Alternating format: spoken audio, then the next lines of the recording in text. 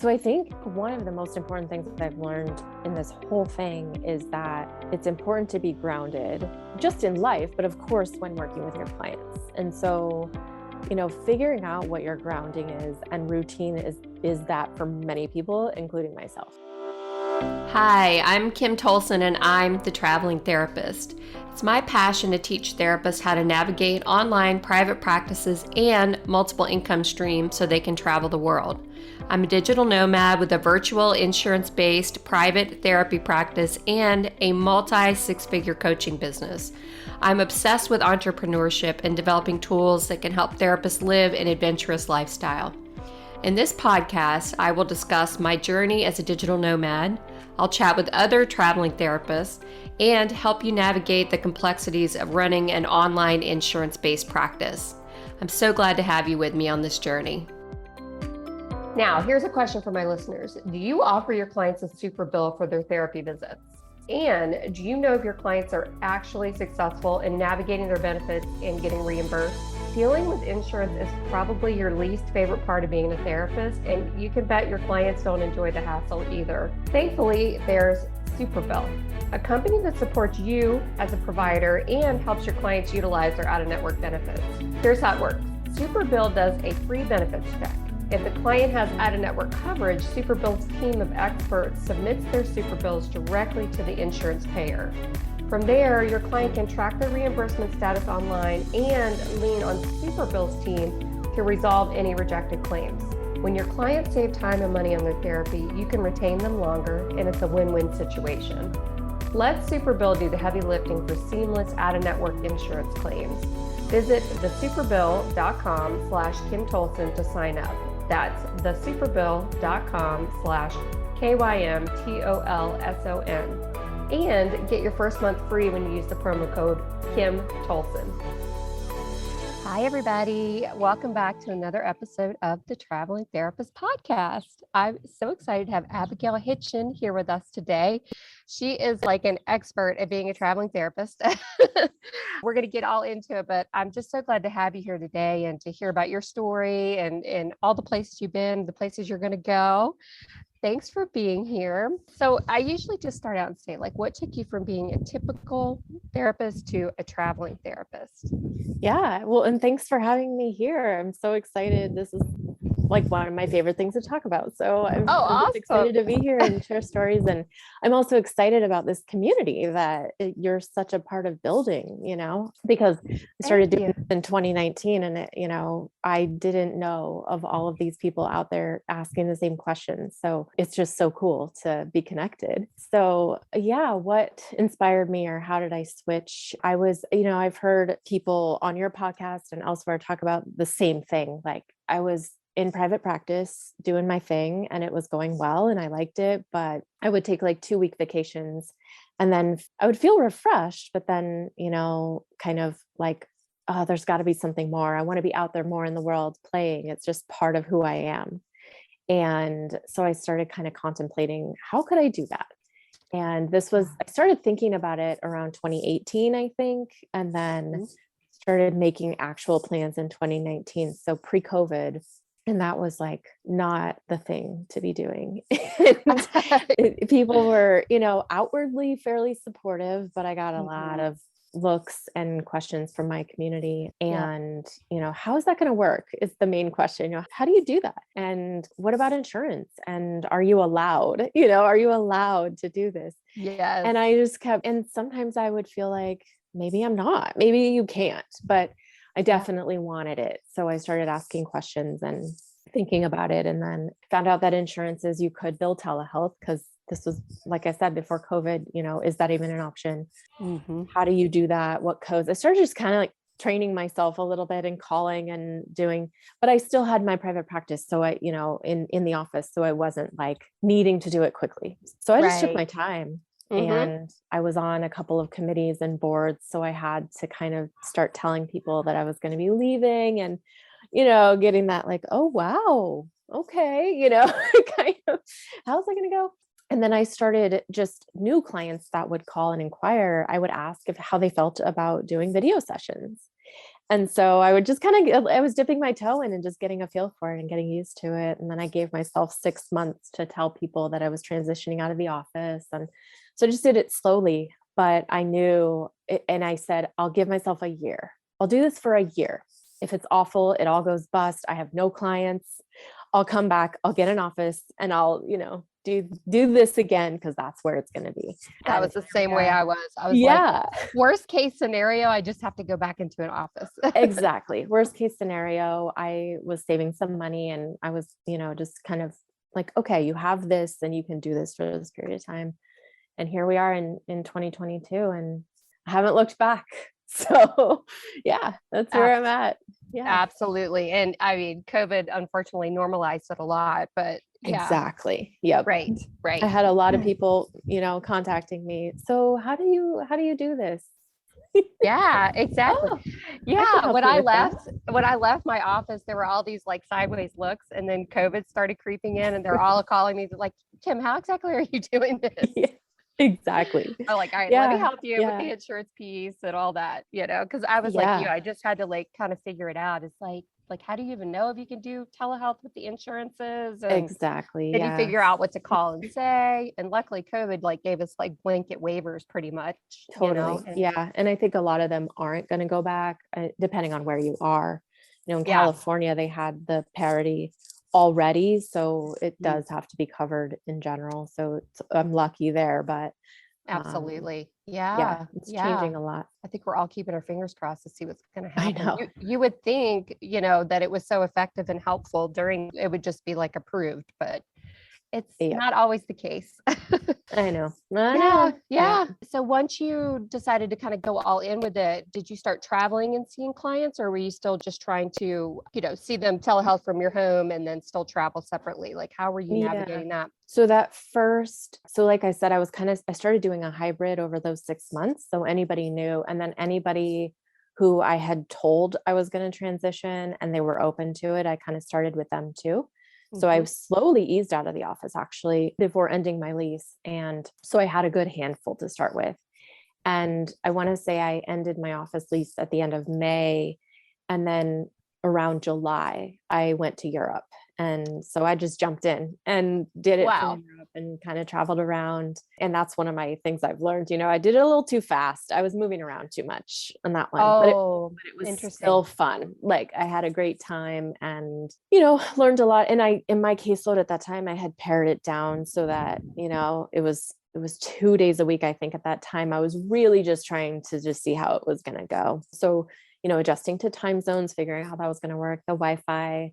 So I just started going and doing it. And honestly, most people, it's like seamless, for the client. They just, I make sure I'm grounded and I'm with them and we do the same things we would be doing if I was sitting in my living room or my physical office with them. So I did Europe that summer and then I would kind of go back and forth. So I actually kept my apartment for a while in the San Diego area and I would do house sitters because I had a cat.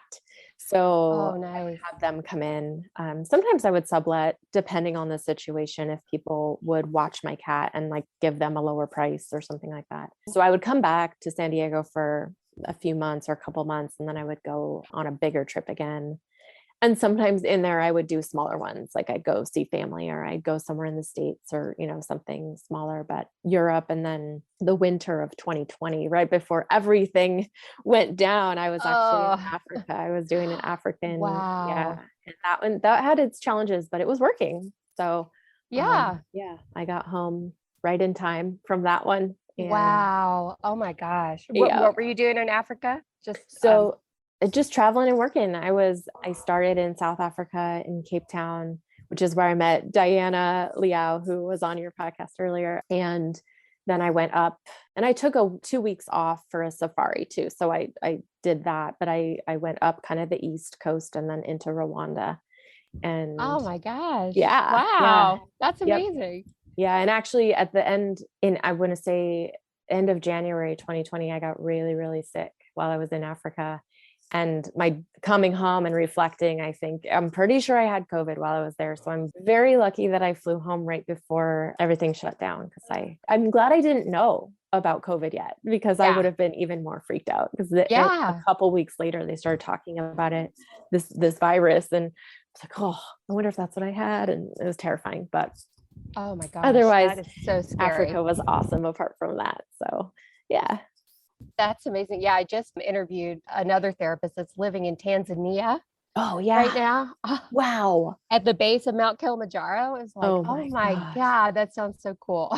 Yeah, so cool. And hopefully not a West Coast based therapist, because the time difference in Yes. Tanzania was really hard for me, but Oh my it gosh. was Yeah. so beautiful there. Oh my gosh. Oh my Yeah. gosh. Yeah. So how did you work out a system for the time zones, or did you just kind of just take it day by day and Yeah. So I have learned that I can do, I think 8 hours is my max 8 hour time difference. I that's don't good to mind. know. I'm kind of a night owl, so I don't mind staying up till midnight, but after that I turn into a pumpkin. So Africa was a learning experience in that, because it was 9 and then up to 11 actually in parts of Wow. Tanzania. And that was just too much. I was staying up really late, and I'm pretty dedicated. So I didn't cancel. I just stayed up and I did it, Mm. but I have learned that that is not something I would just take time off if I'm going to go to that far out. And then I actually, for my brain, still use a paper calendar with the hours, so that I know that that calendar is all Pacific time. And I look at that and then I can see what time it is where I am. So I can just,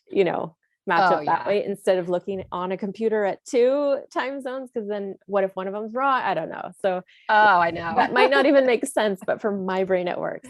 This It calendar totally is makes sense. always in Yeah. Pacific time.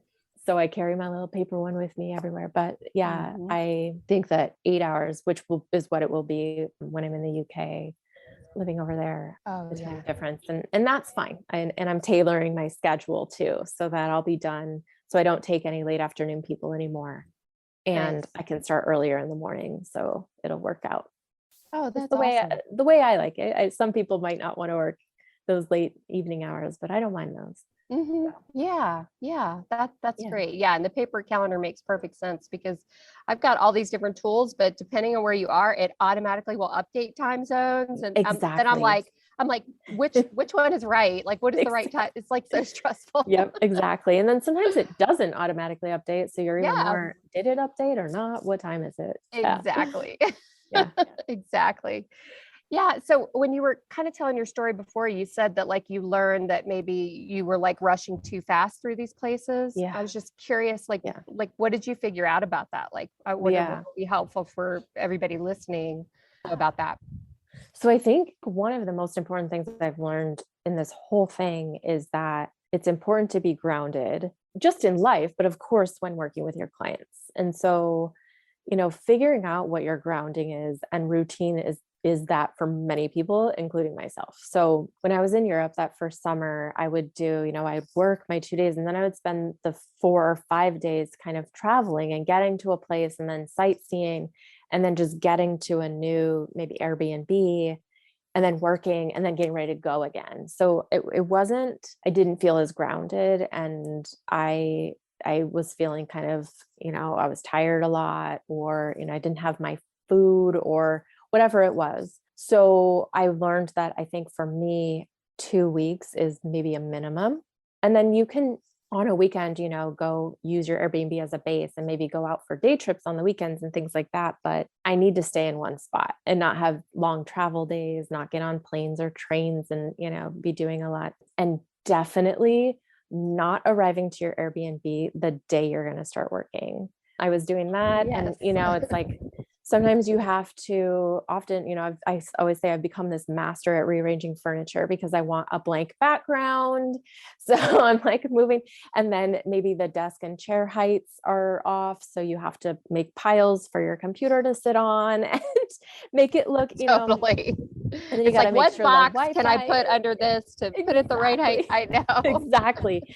Make sure the Wi-Fi is okay. Where's the Wi-Fi password? Is it working? So, I've had a couple of instances where I've kind of scooted in and then had to scramble to get everything ready, or, they were late arriving to let me into the place or whatever it was. So I've learned, get there at least a day before, ground in, go to the grocery store, get food. I always get places with a little kitchenette at least, so I can kind of have, during the working days, which I do 3 of now, have my stuff and get good Totally. night's sleep and all of that. So I say 2 weeks is probably, and I still don't always do that. I was just in Central America and I was moving around a little more, but I think for the most part, if you can be in a place a week, 2 weeks, and then you really get the feel for it too, the community, you can ground in a little bit there with the people. So yeah, I was all over Europe and it was fun. It was a great time, but it was more stressful and, I wouldn't I recommend totally that. hear you. And then,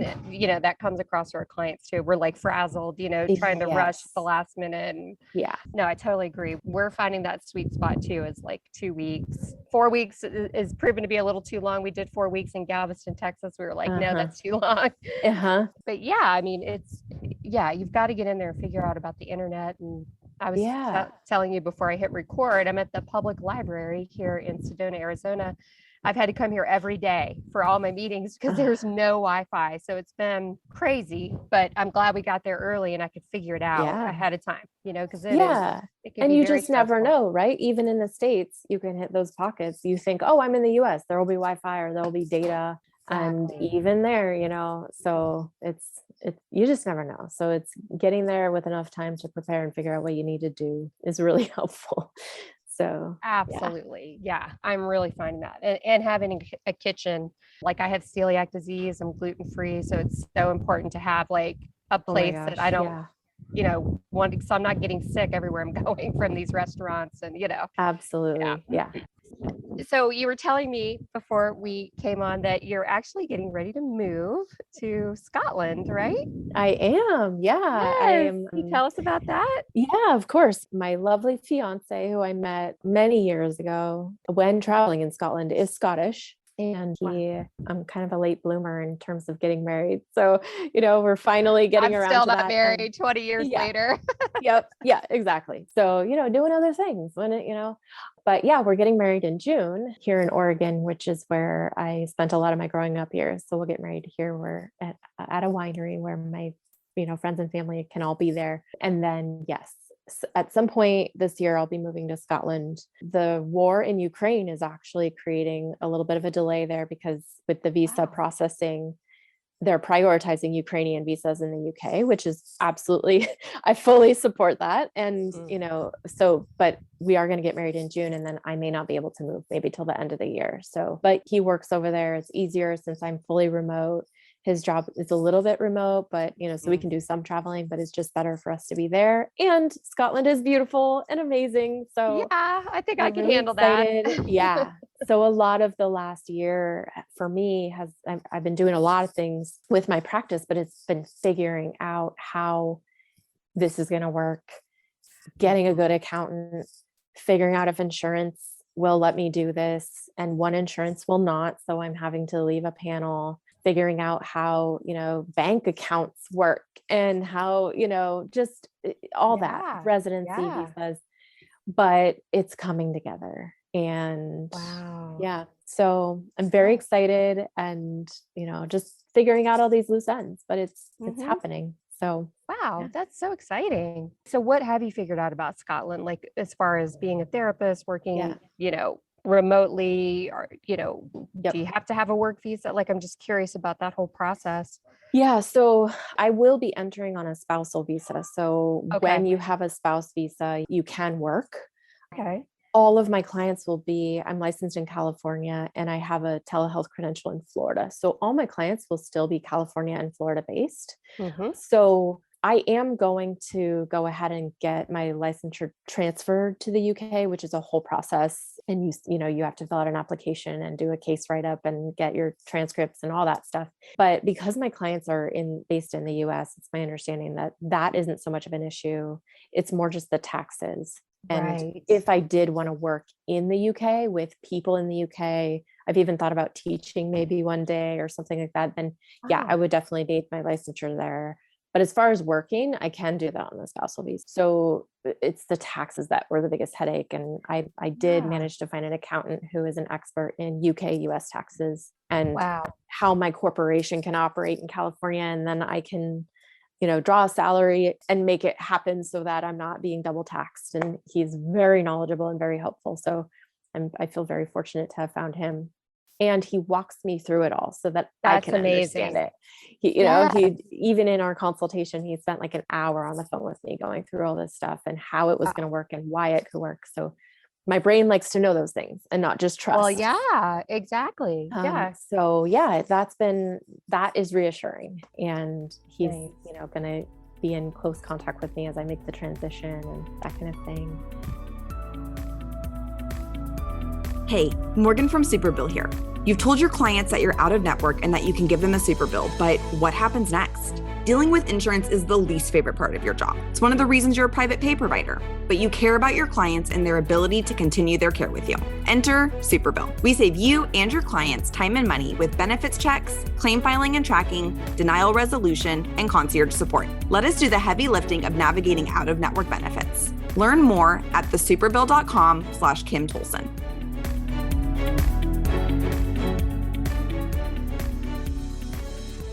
How does it work then? Is it basically you have to pay the taxes back to Florida and California, or? So basically so the corporation will still be taxed only in California because it's California corporation. Okay. So the taxes for the corporation remain the same. And then myself as an employee of the corporation and the owner, salary will be drawn. And then my understanding is that individually, I'd have to look at the notes, of course, to know exactly what he told me. But basically, I would be taxed on my salary in the UK and my individual earnings would go in the UK. And because of the treaty of non-dual taxation between the US and the UK, that it would work out so that I would be paying most of my taxes in the UK because that's where my residency is and where I'd be living. Wow. And I might owe California something and the federal something, but that he said it would work out fairly even once I worked it all through. Wow. And he gave me, I have all this detailed list that, I could go through, but sure. Yeah, that's my understanding is that I'll basically be paying my taxes to the UK because that's where I'm living. Yeah. So I think that's what I keep hearing over and over about that. Yeah, definitely that you have to pay taxes like that. Yeah. It's so important to figure that stuff out. Yeah. It's scary, It is. But I feel pretty trusting that we can make it work. And once again, kind of like we were saying earlier, if the first year is absolutely awful and I lose a ton of money and, we're fortunate enough that we can then I'll figure out what I need to do with the corporation or what, working in the UK or something. But I know there's lots of therapists even doing this. So, it's just figuring out how they're doing it and making it work. So absolutely. And thank goodness we have like the internet and Facebook where we can ask people how they're doing it. I know. Stuff like this, can help kind of clear it up. Yeah. Just having an accountant that understands it is amazing. Oh my gosh. It's worth everything. Gosh. Yeah. Because I have accountants right now. They still don't know because I'm like working in different states, like every 2 weeks. They still really can't give me a clear answer. Like, am I supposed to be paying taxes in these states I'm like traveling to? Right. It's like, I know. It's crazy. Yeah. And I think it's number of days, if I was in California for a certain amount of months per year or the US for a certain amount of months per year, I would pay to that place. But yeah, I think this nomad stuff is new enough that they're still just trying to figure out how, and it's not just therapists, right? There's digital nomads now doing all kinds of stuff. So hopefully they'll catch up. Absolutely. Yeah. You would think that it would be pretty clear cut by now. Yeah. Maybe not. Right. Yeah. So interesting. So I'm just curious, and if you don't want to get into it, it's fine, about the insurance company. I'm wondering, was it Blue Cross Blue Shield that told you can't work out of the state? Yeah. And it was Blue Shield of California. Okay. I had an interesting situation with them where, to be fair, I was already planning on leaving the panel. I have very few clients with that insurance. And anyway, it's just not the most ideal, but I switched my address to my virtual mailbox, which nobody else had an issue with. But what happened with Blue Shield is that I realized that I was just not getting paid. They didn't say anything to me. I had no phone calls, no communications, emails, faxes, nothing from them. But when I called to check on why, because I have so few clients, I didn't catch that, in my monthly accounting, I was like, oh, they're just behind. There's a couple of them. Okay. But then when I called to check, it was like, oh, well, you can't have virtual address. And actually, I didn't even call, I emailed, and it's a 6-week wait for them to respond to an email. Oh my So gosh. I still was still billing, not getting paid, And then the email that came back was, you can't have a virtual address and you need to have a physical office location for service. And by the way, we don't take out of state providers Whoa. who don't reside in California. So Wow. I could have fought it. I probably, I read through my contract, and my contract says that they need to communicate with me in writing about anything that I need to change. It's fine. I'm just letting it go. But so I am in the process of beginning to tell clients about that. And in September, I'm going to leave that panel, but it's frustrating, and I did after that, I made sure I have a good friend who does have an office in San Diego, and she's like, just use my address. So I am using her address for the physical office location on the 3 other insurance companies I'm paneled with, but I'm leaving Blue Shield. So yeah, this is the thing I keep hearing over and over, that the reps are telling people that. And I always say, like, well, first of all, you don't need to ask them. If you have to be where you have to be located, there's nothing in your contract that says you need to disclose where you're located. But if you ask them, then they've got like a record of it, Exactly. And they're telling people you must be physically located in the state where you're seeing the clients, but that they can't dictate that, No. And the contracts, if you look through there's nothing in the contract that says this. They're just telling people this. So I've been telling people, like, just, you don't have to ask, Exactly. If you can find a physical location like you're doing, you could still see your clients. But otherwise, people are in quite the bind, like you, that's like, okay, now I've got to, either make these clients self-pay, have them sign opt-out forms, or, or transfer them to new clinicians. And it's the continuity of care around that is ridiculous. It's ridiculous. It's not ethical. And I think that, the reality is, I'm lucky that I have my friend who doesn't care if I use her address. I could have paid for, some sort of Regis office space or something like that if I had to. I really didn't want to. And then, like I said, I was planning on leaving Blue Shield anyway, but I got nervous because they just stopped paying me. And that, I can't have the people that I see the most from those insurance companies. I can't have suddenly months of no pay and then having to scramble to figure all that out. Exactly. And so they considered me out of network for that period of time, and I'm still fighting to get paid for a lot of that. And it's really frustrating. Oh, what a nightmare. So yeah. And you're absolutely right. I poured through my contract. I requested copies of my contract. I looked over it. There's nothing in there about it. Not, doesn't even address it. So like I said, if I had energy that I wanted to direct into fighting that, I totally get it. I absolutely feel like I could, but in this specific instance, not going to happen. Mm-hmm. Right. And then some, I'm on 3 other panels, and they're very telehealth friendly. In fact, even before COVID, they were having me sign the attestation for telehealth. And so I'm not as concerned about that, but using that physical office address just in case that issue comes up. So yeah. And for anybody listening, Cigna, United Behavioral Health, Optum, they are very telehealth friendly. They always were, even before the pandemic. So they are traditionally better to credential with if you're going to be a traveling therapist or somebody doing telehealth. Aetna as well, although some states they do require like Teladoc or this Arcadian platform or MD Live. So, but yeah. Touching on that for anybody listening, it's a very complicated, frustrating subject when insurance companies are just telling you things that aren't even in your contract. And then not communicating with you, and it's hard to communicate with them. So but it's doable. I will say, I know that that's your thing, Kim, and it's so helpful to empower people that, you can do this. And some, like I said, I probably still could be doing Blue Shield of California legally. I just chose not to at this point, but it is doable. It's complicated, it's complex, but it's doable. So yes. And when they cut your pay off, I mean, it's terrifying for people that, depend on that income. And all of a sudden it's like, you changed your address. We're just not going to pay you. We're not even going to tell you that we're not paying you. I mean, it's like unbelievable. Yeah, exactly. Would I have ever heard anything? I have no idea. Would I just kept billing in perpetuity? Never again. I don't know. I have no idea how that, but yeah, it's maddening sometimes. And for anybody listening, that is when you have resources like your insurance commissioner of your state. You can call and file a complaint, and tell them you're not being paid for services rendered. So Yep. just a little side note. Oh, so frustrating. I hate to hear that you're going through that. But, I mean, unfortunately, it forces us to go off panel, with a lot of Yep. these companies. Yeah.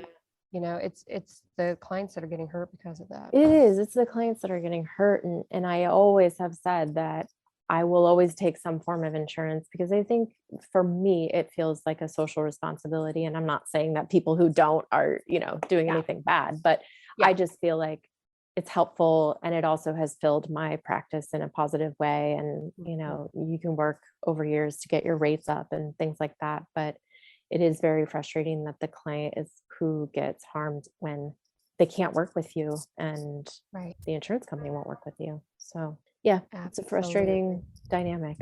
Yeah. Oh my gosh. Well, thanks for sharing about that. I know people are a little reluctant to talk about panels and addresses and stuff. It's scary, but I appreciate you sharing about that.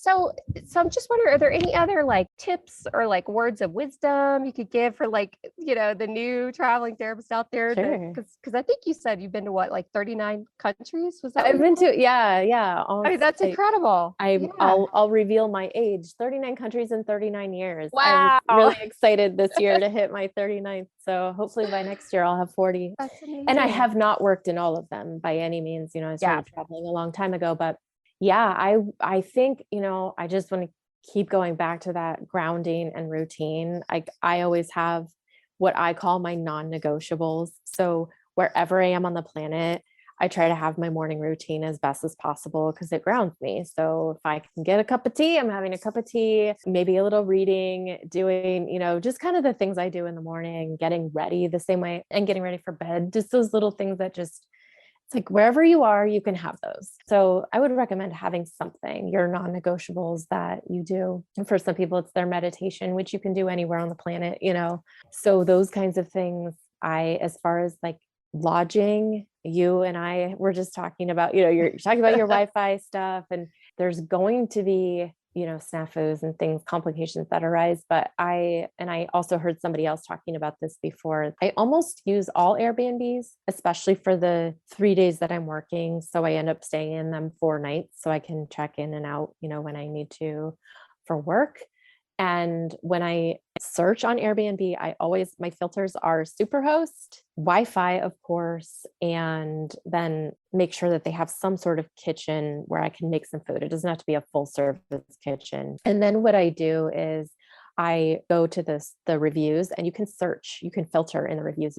You put search terms. So I'll put Wi-Fi, see what people have said about the Wi-Fi. I'll put the word internet, see what people have said about internet. And I'll just kind of see if somebody says, there was one in Costa Rica just recently where somebody said, it said it had Wi-Fi, it said it had however many amazing megabytes per second, but somebody recently had said, don't even try to work on video calls from here. It's not going to happen. So then, right? So making sure you filter for that. It doesn't control for everything, but it does help. If consistently people are saying that the Wi-Fi is awesome, cool, I will work there. So make sure you search. I'm sure on other platforms you can search for reviews too for Wi-Fi. And I try to look for places. Yeah. Public transportation. And yeah, I'm trying to think what else. My little tips and I'll add laundry and like washer and dryer are huge. Yeah, exactly. Yeah. At least every other place I stay, I make sure to have laundry accessible. I like walkable. For me, I like to walk. So as long as I'm in a space where, I feel safe enough to walk around, then I'll walk around and go get food and groceries and things like that.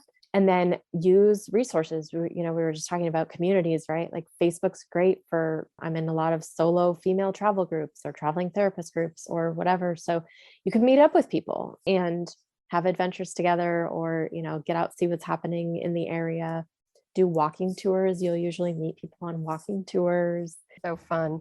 Yeah. And then the other thing I would say, I think, as far as being gone a lot from your home community, that I've learned, people are very supportive, but I have to make sure to put an effort to maintain my relationships. So I try to set aside time every week where I'm texting or calling people and saying hi or sending pictures and seeing how they're doing and, checking in with each other, because it's easy for me, particularly to just kind of be wherever I am and not be as responsive and not, so I want to maintain my relationships. So I really try to make sure that I'm checking in and touching base with everyone. So such a good tip. I think it's important to maintain that. It's easy to get lost out there in the world. It really is. Gosh, even being in a different time zone than everybody, Exactly. It's like, wow. Like my sister called, when was that? The other day. It was like, it's Sunday. It was like 5:30 a.m. here. And she calls, she's like up on the East Coast awake. Totally. Yeah. And I'm like, well, it is 5:30 here. She's like, oh my God, I totally forgot, so yep. even stuff like that.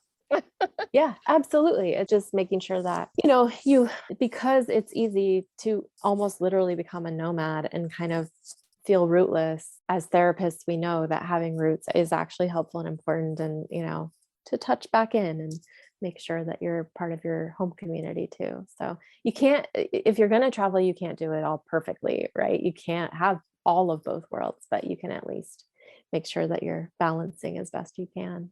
So Yes. Oh, I love those tips. Thank you so much. Yeah. Wow. Absolutely.